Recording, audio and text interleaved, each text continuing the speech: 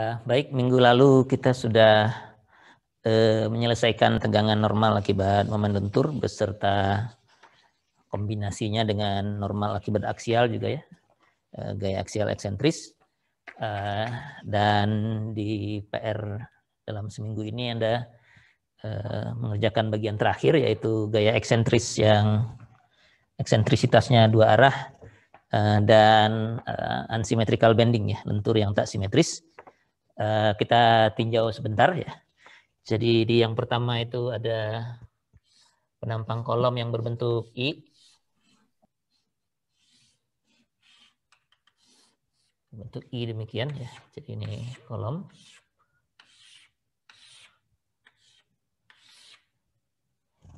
Begitu kurang lebih ya. Di mana kalau I ini sentroidnya mestinya di sini. Tapi gayanya bekerja di sebelah sini ya.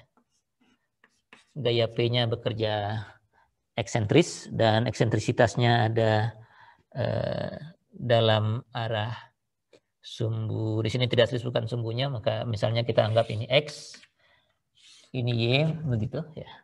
Pada bidang itu eksentrisitas dalam arah sumbu Y-nya diberikan 2,5 inch, sedangkan dalam arah sumbu X-nya belum diketahui ya. Masih dalam huruf A di situ ya.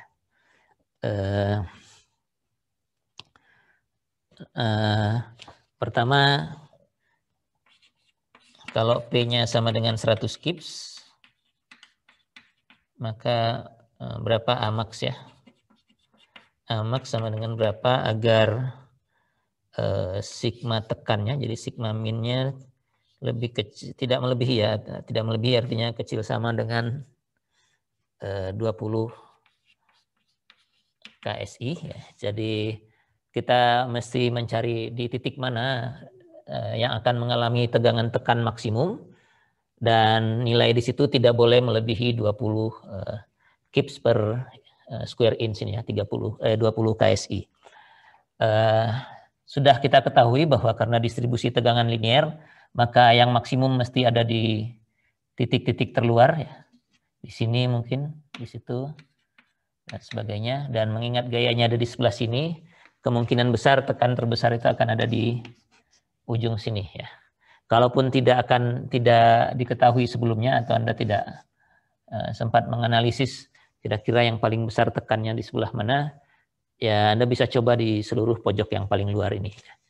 Jadi kemungkinan di sini tegangan masih dalam fungsi A ya. Jadi tegangan tekan yang terjadi harus lebih kecil atau sama, ini izin ya, harus lebih kecil daripada sigma izin. Nah, nanti tegangan yang terjadi ini akan merupakan fungsi dari A ya. Dan kita akan dapatkan nilai A lebih kecil atau sama dengan suatu nilai tertentu ya. Jadi pertama tentu gayanya dipindahkan dulu ke sini jadi P, kemudian karena ada di sebelah sini artinya ada momen X-nya begini ya.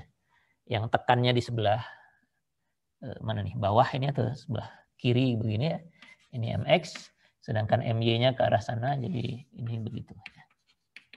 MY-nya demikian karena posisinya berada di sebelah sini, posisi gaya P-nya ya. Waktu dipindahkan kita perlu tambahkan dua momen ini, dan mestinya yang mengalami tekan maksimum ya memang di ujung sini.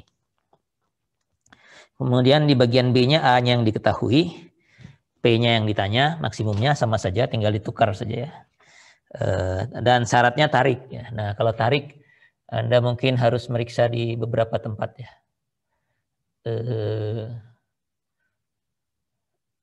Atau malah mungkin satu aja ya, di sini saja mungkin ya. Karena tidak ada yang lebih jauh lagi ya. Jadi akibat gaya P semua tekan, tapi akibat momen X titik ini yang paling besar tariknya, akibat momen Y titik ini juga yang paling besar tariknya, sehingga tinggal diperiksa di sini dan lakukan hal yang sama. Tegangan yang terjadi itu fungsi dari P sekarang karena P-nya untuk bagian B belum diketahui. Untuk bagian B P-nya yang ditanya ya. A-nya yang diketahui, lalu kita dapatkan P nanti mestinya kurang dari suatu nilai tertentu. Tinggal dimasukkan saja ya. Syaratnya juga cuma satu, Batasnya sama-sama 20 KSI. Di bagian yang kedua ini mirip dengan soal 1, hanya penampang kolomnya berbeda dan gayanya ada beberapa ya. Jadi kalau dilihat dari atas penampang kolomnya seperti ini. Gitu ya kalau dilihat dari atas, di mana gaya tekannya ada di sini P1-nya, ada di bawah sini P2 dan di sini P3 ya. Semua tekan ke arah bawah, ke arah dalam sana tekannya. Jadi kalau Anda pindahkan satu persatu ke tengah, P1-nya dipindahkan ke sini, akan ada MX dan MY. Ini sumbunya X dan Z ya, MX dan MZ. Jadi sumbu yang diberikan di sini itu ini X, ini Z. Ya. Jadi kalau P1-nya pindah ke sini, P1, maka akan ada MX yang begini, tekannya di sebelah atas, dan MZ yang begini ya. Kita sebut saja ini MX1, ini MZ1. Lalu P2-nya dipindahkan ke sini, sehingga di sini ada P1 tambah P2. Waktu P2 ke sini, karena tekannya ada di sebelah sini, maka MX-nya kebalikan. Ya, kebalikannya, ini MX2. Dan ini juga MZ-nya ke sebelah sana, kebalikannya. Ini MZ2. Ya. Dan waktu P3 dipindahkan ke sana, masih sama, posisinya di sisi yang sama dengan P2. Jadi di tengah sekarang P1 tambah P2 tambah P3 sudah digabung. Dan MX-nya ada MX yang ketiga yang begini. Yang nilainya adalah gaya P masing-masing dikalikan dengan jarak eksentrisitasnya ke sentroid ya, dalam arah sumbu yang sesuai. Kalau ke sini jadi MX, kalau ke sini jadi MZ. MZ-nya tekan di sebelah kanan jadi begini. MZ yang ketiga. Nah, seperti halnya P1 tambah P2 tambah P3 bisa digabungkan jadi satu gaya tekan total. Ini ketiga momen ini juga bisa digabungkan. Nanti tergantung mana yang nilainya lebih besar, mungkin jadi begini satu aja, seperti MX2 atau 3 ini. Atau kalau MX1 yang lebih besar ya ke sana jadinya. Begitu juga dengan 3 yang di bawah ini. Semua bisa dijadikan satu, dijumlahkan saja sesuai dengan arahnya. Kalau MZ2 tambah MZ3 lebih besar daripada MZ1, berarti ini hanya mengurangi tapi arahnya tetap ke kanan. Jadi sekarang akhirnya kita punya 3 gaya, satu gaya tekan di sentroid, satu momen mengitari sumbu X, dan satu momen mengitari sumbu Z. Kemudian ditanya tegangan tarik dan tekan maksimum. Jadi tinggal diperiksa saja di semua titik terluar ya. Kalau tidak ingin menganalisis, kalau mau menganalisis sedikit mungkin ada dari gaya totalnya, mungkin tekannya misalnya kalau ke bawah sini, tekan terbesar akan ada di 2 sini, tarik terbesar di situ. Sedangkan kalau dari arah sini, tekan terbesar ada di situ. Nah, ini kan tidak sama-sama di titik yang sama, tidak seperti yang ini ya. Jadi mungkin antara pojok ini dengan pojok ini sama-sama tekan, tapi kita nggak tahu yang mana yang lebih besar. Anda harus periksa saja ya.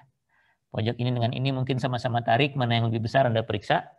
Dan itulah yang diminta ya. Tegangan tarik dan tekan maksimum yang terjadi pada penampang kolom ini. Nah, untuk lokasi garis netral Anda perlu cari beberapa titik ya. Kalau di sini sudah diketahui dan di atas juga diketahui misalnya, ya kalau satu tarik satu tekan Anda akan tahu posisi nolnya di mana. Katakan di situ misalnya ya.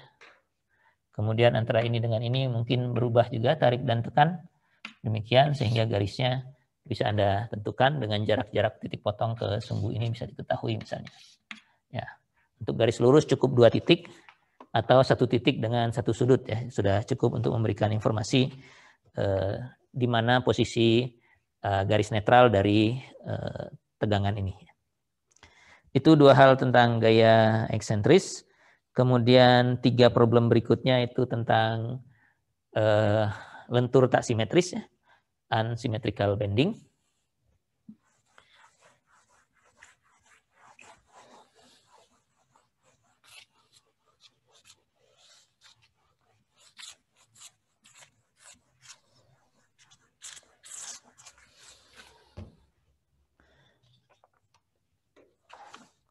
Yang pertama penampangnya berbentuk T. Lalu momennya, ini sentroidnya di sini, posisi sentroid sudah diketahui ya, posisi sentroidnya 140 mili, jadi lokasi sudah diketahui. Anda tidak perlu mencari sentroid, lalu ada momen yang bekerja ke sana ya. MA. Jadi ini momennya ke bawah sana yang posisinya 35 derajat. 35 derajat dari horizontal. Dan jelas ini bukan sumbu A, bukan sumbu utama ya. Sumbu utamanya mestinya sumbu simetri yang Y, dan yang tegak lurus dengan Y adalah X ya. Jadi MA ini harus kita uraikan terlebih dahulu menjadi MX dan MY. Jadi kalau tanda panahnya ke sana, momennya itu begini. Untuk di X dan di Y tanda panahnya begini, jadi gitu ya. Begini. Jadi ini MX, ini MY. Lalu setelah itu mirip dengan yang kombinasi tadi, tapi tidak ada gaya tekannya ya. Anda hanya diminta mencari MA-nya ya. Jadi ini semua fungsi dari MA ya. Jadi MX ini adalah MA cos 35 derajat.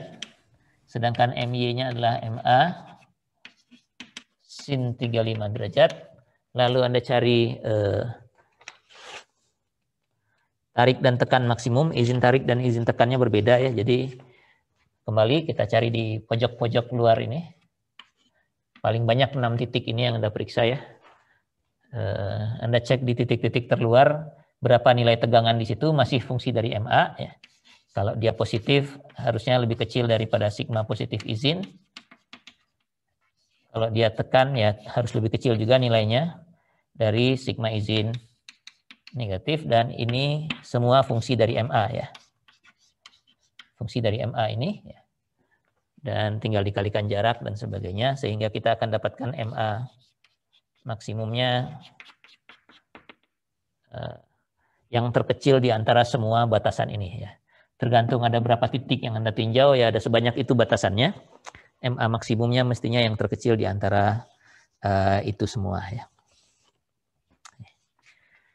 Nah, yang keempat ini Anda harus ngitung sendiri karena tidak diberikan posisi sumbu utamanya. Nomor 3 diberikan nomor 3 sumbu utamanya sudah jelas karena ada sumbu simetri. Nomor 5 nanti sumbu utamanya juga diberikan. Nomor 4 Anda harus hitung sendiri. Jadi Anda harus hitung dulu di mana posisi sumbu utamanya ya. Bahkan inersia terhadap penampangnya pun belum ada ya. Jadi Anda harus kerjakan ini memang perbagian ya. Sentroidnya jelas di sini. Tidak perlu dicari lagi karena jarak-jaraknya semua sama ya. Jadi sentroidnya ada di sini. Dan momennya bekerja begitu ya. Ke arah sana. Tapi sumbu ini yang di buku, yang di soal disebutnya sumbu Z, ini sumbu Y, ini sumbu Z, dan M-nya sama dengan 125 inch, begitu. Jadi seperti ini ya, momennya tarik di bawah, tekan di atas, tapi kita tidak bisa menghitung tegangan menggunakan momen ini karena sumbu Z ini bukan sumbu utama ya. Jadi Anda harus cari dulu IX, IY dan IZ-nya. Menggunakan teorema sumbu sejajar biasa ya, 1/12 lebar ini kalikan tinggi pangkat 3 ditambah dengan luasnya dikalikan jarak kuadrat dari sumbu Z-nya misalnya ya. Kemudian IY-nya juga begitu ya. IY, IZ Anda cari, IY, Z. Menggunakan teorema sumbu sejajar. Setelah itu sumbu utama kalau Anda mau menggunakan lingkaran Moore juga boleh. Yang perlu hati-hati karena ini YZ ya. Jadi sementara kita menurunkan lingkaran Moore atau formula yang lain dulu menggunakan XY. Jadi urutannya harus sirkular begitu ya. Kalau X dengan Y itu bisa kita ganti jadi Y dengan Z ya. atau Z dengan X begitu. Sehingga kalau Anda menggunakan lingkaran Moore, ini IY dan IZ, ini IYZ. Nah, begitu. Anda plot IY, ini kayaknya IZ-nya lebih besar ya, jadi IY-nya yang kecil, ini IZ-nya, kemudian dari IZ plot titik A-nya, IY, IYZ ya, tengah-tengahnya ini O, ini jari-jari lingkaran Moore, O-nya adalah pusat, dan sisanya tinggal digambar ya. Maka I maksimumnya ada di I minimumnya ada di sini. Dan I maksimumnya ada di sana. Ya, ini kalau angkanya benar ya, saya cuma bikin ilustrasinya saja ya. Yang jelas IY-nya pasti lebih kecil, jadi IY-nya sini, IZ-nya sana, cuman IYZ-nya saya nggak tahu apakah positif atau negatif dapatnya. Ini demikian. Nah, ini adalah 2 θp nya ya. Kalau ini berlawanan putaran jarum jam, ini 2 θp yang menghasilkan minimum. Jadi kalau θp-nya yang ini, setengah dari sudut yang di situ, ini adalah θp, yang ini yang menghasilkan I minimum ya. Dan yang ininya yang max ya, kalau lihat gambar ini ya. Begitu. Nah, kalau sudah ada baru dilanjutkan dengan yang lain, karena yang diminta hanya titik A di sini. Ya, Anda harus mungkin yang minimum ini kita sebut sumbu A, ini sumbu B. Nah, koordinat titik A harus diubah dulu ya. AX, Y-nya harus diganti jadi A, B menggunakan transformasi koordinat ya, dengan theta yang sudah diketahui dari sana. Kemudian Anda tinggal ngitung tegangan sigma A sama dengan, momennya dulu ya, momennya diuraikan ke sumbu A dan ke sumbu B. Jadi kalau ini tadinya ke sini jadi demikian. Itu ya. Kalau ini begini jadinya di sumbu A demikian. Ini MA-nya. Dan di sumbu B kalau begini adalah gitu ya. Ini MB-nya. Oke, nah ini nggak tahu apakah sumbunya ini gambarnya benar ya. Di sebelah sini atau di sana. Kalau di sini kelihatannya tekan, kalau miring ke sana dikit yang ini A-nya tarik. Sementara akibat MA ini mestinya tekan ya. Kalau sumbunya seperti itu. Ya, itu yang nomor 4 ya, yang harus Anda kerjakan dengan lengkap, sementara yang lain yang 3 dan 5 bisa langsung. Yang kelima itu sumbu utamanya sudah diketahui 45 derajat. I maksimum dan minimumnya juga sudah diketahui. Mungkin yang perlu Anda lakukan kalau belum, sudah diketahui ya, IA dan IB-nya sudah diketahui, jadi yang maksimum yang minimumnya sudah tahu. Jadi untuk yang nomor 5, sumbu utamanya ada di sini.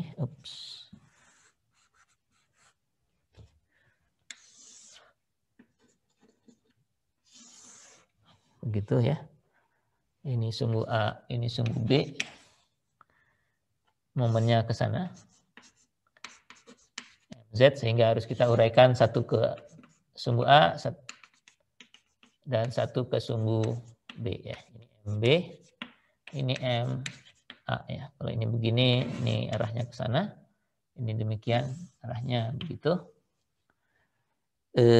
Dan ini Anda diminta M0 ya. Ini nilainya M0, MZ-nya ini M0.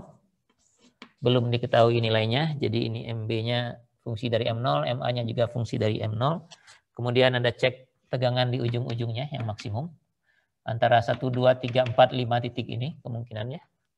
Yang di tepi luar. Tarik maksimum dan tekan maksimum. Karena batasnya 120, tarik maupun tekan, jadi yang maksimum saja.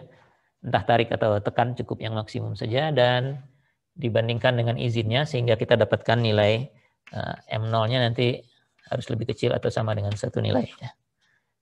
Gitu, sehingga M0 max adalah yang nilai tersebut ya. M0 max-nya adalah yang ini ya. Begitu. Nah, itu apa yang sudah Anda kerjakan dalam seminggu yang lalu.